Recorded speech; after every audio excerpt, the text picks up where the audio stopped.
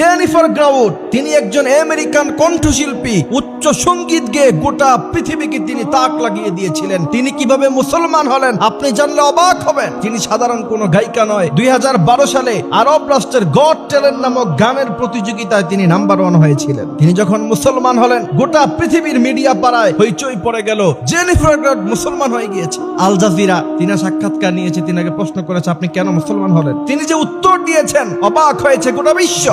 তিনি বলেছেন আমার এক এক শোতে হাজার হাজার লক্ষ লক্ষ মানুষ হতো, আমি গান গেয়ে গেয়ে তাদেরকে মাতিয়ে রাখতাম, তাদের হৃদয়ে সুখ দিতাম, কিন্তু আমি আমার হৃদয়ে কখনো সুখ অনুভব করতে পারতাম না। আমার হৃদয়টা থাকতো ভাঙ্গাচোরা, আমি নিজে থাকতাম ডিপ্রেশনে, কষ্টে, বুকের জ্বালা আমাকে শেষ করে দিত। যেহেতু আমার কাছে টাকা পয়সার অভাব নাই, ফেমাস মানুষ, সারা পৃথিবীতে ঘুরি। আমি ঘুরতে গিয়েছিলাম মরক্কো সফরে। হঠাৎ করে মরক্কোর শহরে ঘুরতে ঘুরতে আমার কানে কিসের জন্য এক আওয়াজ ভেসে উঠলো। মুহূর্তের মধ্যে আমার হৃদয়টা শীতল হয়ে গেল। আমি সেই সাউন্ড, সেই আওয়াজের দিকে দৌড় দিলাম। যেতে যেতে সেখানে গিয়ে দেখলাম যে মুসলমানের মসজিদের মিনার থেকে আজানের সুর ভেসে উঠছে। সুবহানাল্লাহ। জেনিফার গ্রাউড বলছেন আমি মুসলমানদের প্রতি আগ্রহী হয়ে উঠলাম, তাদের থেকে কোরআনে কারীম নিলাম, গবেষণা করলাম, রিসার্চ করলাম, দেখলাম 1000 বছর আগে মুহাম্মদ সাল্লাল্লাহু আলাইহি ওয়াসাল্লাম নারীদেরকে যে সম্মান দিয়েছেন, ইজ্জত দিয়েছেন, তার চাইতে বেশি সম্মান গোটা পৃথিবীতে আর কেউ দিতে পারে নাই। সর্বশেষ আমি ইসলাম নিয়ে গবেষণা করতে করতে এক পর্যায়ে আমি পড়ে নিলাম লা